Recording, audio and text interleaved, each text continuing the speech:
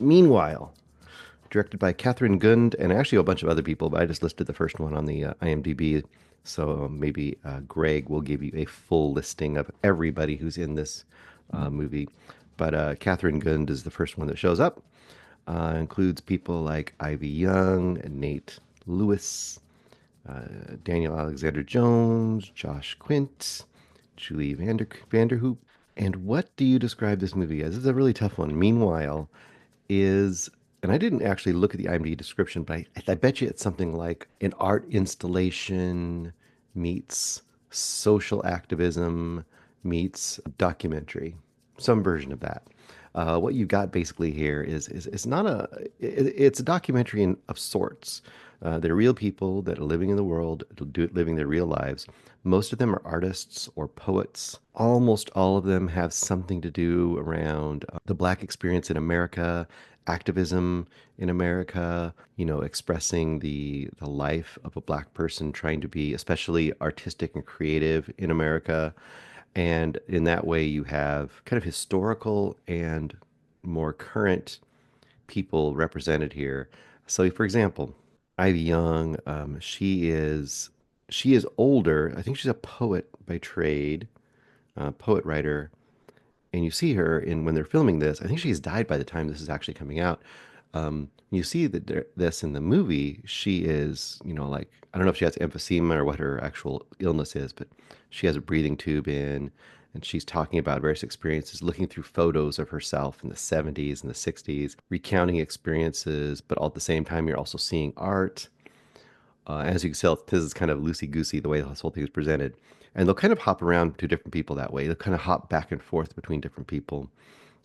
Toni Morrison's works get, spoken in the background or spoken by a person, and then you hear Toni Morrison actually speaking it. And essentially, and it feels like a lot of this was shot during the pandemic too. A lot of people feel like they're kind of isolated or feeling less connection, which is a big thing when you're an artist, any sort of an artist. And when I kind of use the broad term, musician, like I said, musician, poet, painter, whatever it might be, to be isolated like they were during the pandemic is tough because sure you have time possibly to create your art, but you don't have a way to really share it very well, which is why so many people ended up having podcasts and whatnot, Zoom things because they wanted to get their connection out there in some way. So in that way, this movie is kind of presenting that, but it's really, like I said, really through the lens of a Black person in America.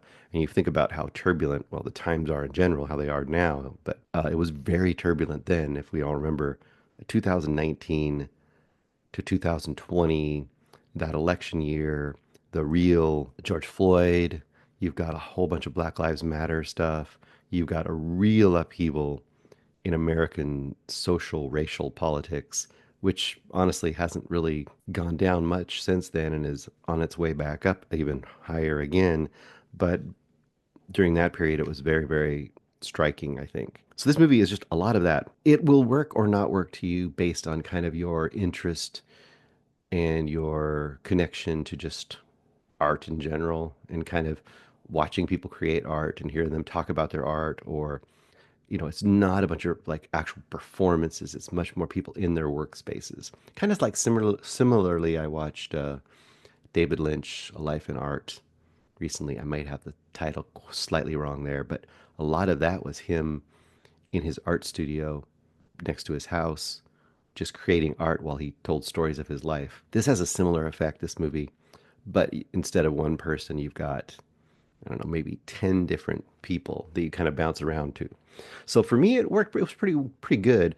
I kind of would like a little more focus or a little more yeah, I say focus. Something that was specifically kind of a through line, I think would have made it a little more engaging.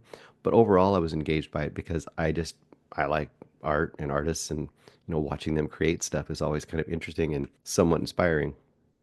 And of course, the cause or the general thing that they were discussing is very pertinent as well. I say for me it's 3.5. This isn't a run out and see it kind of a movie unless you are really engaged with the art community. Then or some of the artists you might be really struck to do it. I did really appreciate the way there was the representation of the generations. Because, like I said, you have some people like Ivy Young, and I remember there's another one that was in here, and I forget her name, but some artists and activists that have been around for many years and are like really, elderly, and really seeing elderly people along with really young people, kind of seeing the intelligence and vibrance of somebody who's, in their 80s or above, and kind of remembering what how much they have to offer still is is always good, I think, and that's a real plus here. Maybe as somebody who's getting later in their life and getting grayer every day, I appreciate that. So I would, like I said, 3.5 stars for this. Definitely, if it's on a streamer or something like that, you might give it a try. Drop it in, and you might find some real value here. Kind of just depending on where you fall in that spectrum. Hey guys, thanks so much for watching this video. For more movie and television reviews and interviews, please subscribe to my Deepest Dream channel. Like, comment, share, subscribe.